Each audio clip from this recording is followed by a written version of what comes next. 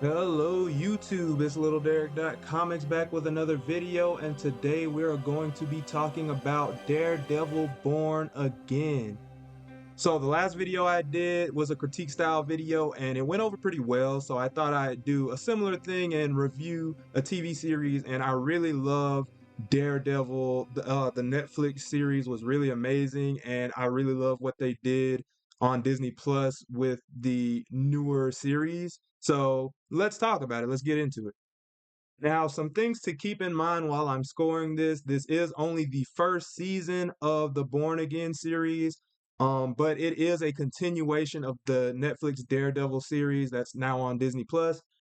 With that being said, it is a standalone series, so I will be judging it as a standalone series, but I will keep the original series in mind.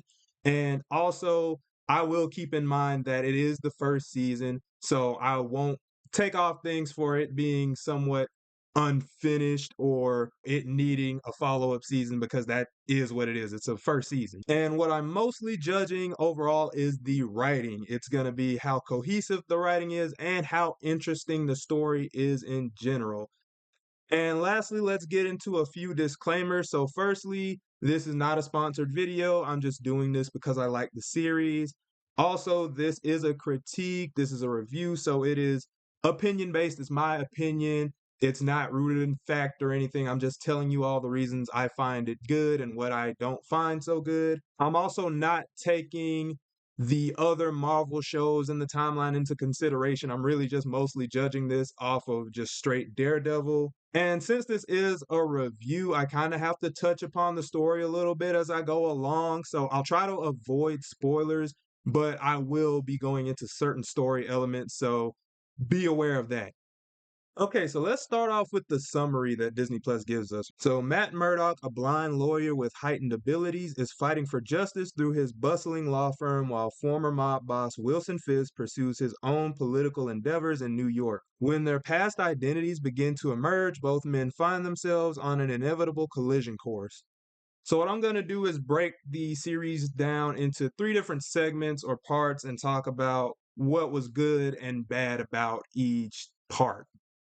So part one, the truce between Matt and Kingpin, it was really good. It was a really strong start. They really got into the action. It really set the stage for everything. I thought that, the fight scenes were really done well. And that duality between Kingpin and Daredevil was really cool. How they're kind of like two sides of the same coin. They're both quote unquote fighting for New York, and they're both going through somewhat similar struggles. They kind of flip flop throughout the series. Everything was really done well. Everything was kind of really handled well in that part. I can't really find too many complaints. It was interesting, it was captivating.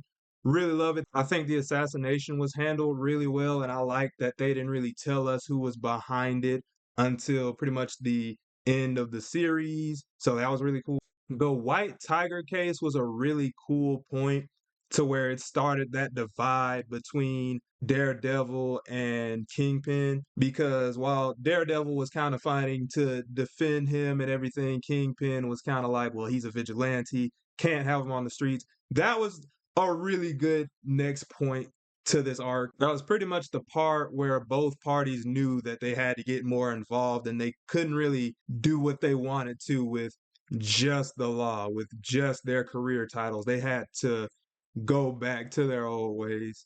And then I think the bank episode was also a good segue. I got a few mixed feelings about the whole bank heist thing. Firstly, I think it was cool that Matt was still being Matt, but he didn't really go Daredevil. It's not like, oh, Daredevil went in and saved the day. He was still being Matt Murdock, but he was like vigilante Matt Murdock. It's kind of like if Peter Parker went without the Spider-Man fit and he was just kind of collecting info. It's kind of like a Jessica Jones type deal. So it was cool that he was doing that and didn't really have to use his whole Daredevil persona. I have mixed feelings about it being the entire episode. I think it was a good episode. The only thing, it felt a little unnecessary, if I'm being honest. It was really cool how he did it, but at the same time, it's like, that we really need a whole segment with him stopping a bank robbery? And I think the whole point of it was like the gang members needed to like pay Fisk off or something like that.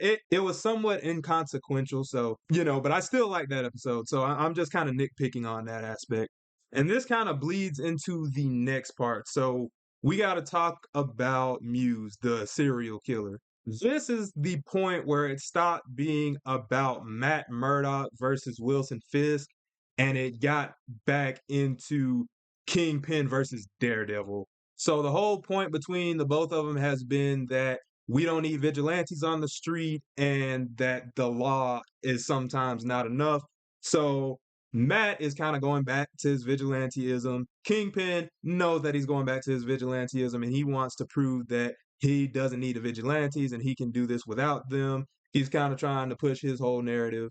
So they're kind of butting heads right now. So Kingpin assembles a task force of dirty cops, and Matt still manages to get the upper hand on him and get the information before the cops, and he manages to get to the bad guy before Kingpin's whole, task force.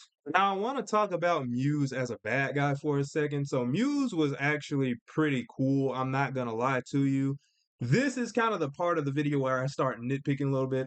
So I think that Muse could have been done a little bit better.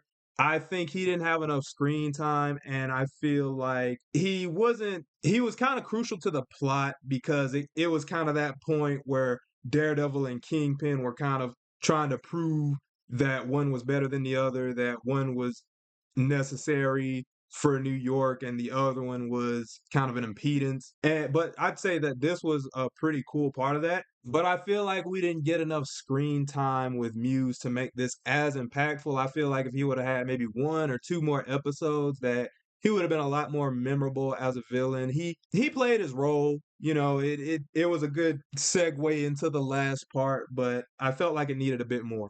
I can't lie though, that scene where he pretty much explained his evil plans and revealed who he was, that was sick. That was probably one of the coolest parts in the entire series. So I have to give Muse his props. He was cool. He was a good villain. I kind of have like an art bias or whatever because he was a quote unquote artist or whatever. Artistic bad guy. It's weird to call him an artist, but he was cool. I do like Muse. I will say I do like Muse.